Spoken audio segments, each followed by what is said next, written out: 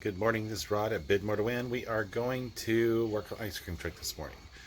After many years of contemplating buying pure sine inverters, which are best for what we do, we just went the cheaper route just because we're cheap. And sometimes running 3 freezers off of a regular inverter. We're playing the old roulette with freezers to make sure that they can handle all of it.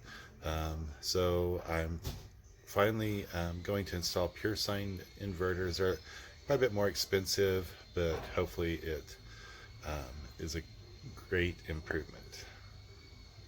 We're running a 3,000 watt max 1,500 watt running inverter. We're changing out with this 7,000 watt 3,000 running pure sine wave inverter, and hopefully that will cure some of the issues. We've had minor issues, especially when it gets really warm outside, with it maxing out this inverter, running 3 deep freezes, 1, 2 over there where Kathleen's standing, and 3 right here. So I'm going to switch this out with the monster, and hopefully that'll cure any issues that we may have had during those hot summer months. Okay, just for clarification, this inverter that we were running in there was a 4,000 peak and 2,000 continuous. That could be why we had issues. I'm not sure why at one point we switched down to the to this one, but it wasn't that it wasn't working. It was that it, especially during the hot summer months when things are getting hot in here, it was getting to the point where I would have to unplug one freezer, or the drivers would, and then they'd have to trade out freezers just to make sure everything stayed cold. That in effect, it's not recommended to use the non-pure sine inverters or standard inverter just because it's of the loads that your appliances put on the machines. But I think we've replaced them once, maybe twice in the last 5, 6, 7 years, however long we've been doing this. It may not be ideal, but there's quite a bit of a price difference from here up to here.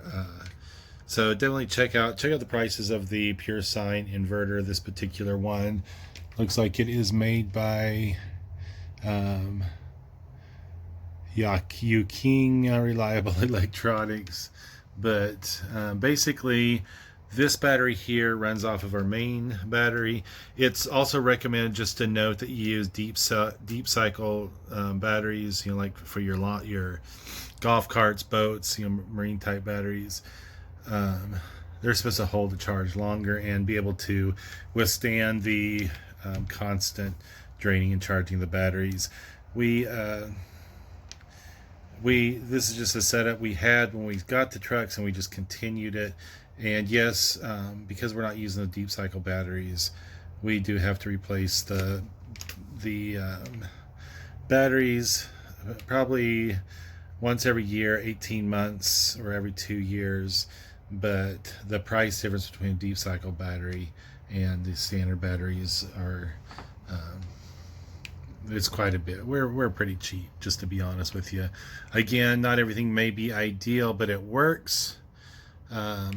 And I'll let you know if we have any issues with this particular inverter, but I think it's pretty promising. So basically, positive and negatives connect to the same, red, black, you know the drill.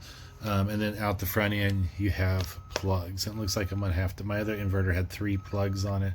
I might have to get a power strip or something, because we also run our music from this as well. Anyway, that's it for this video. Hope you enjoyed. Talk to you later.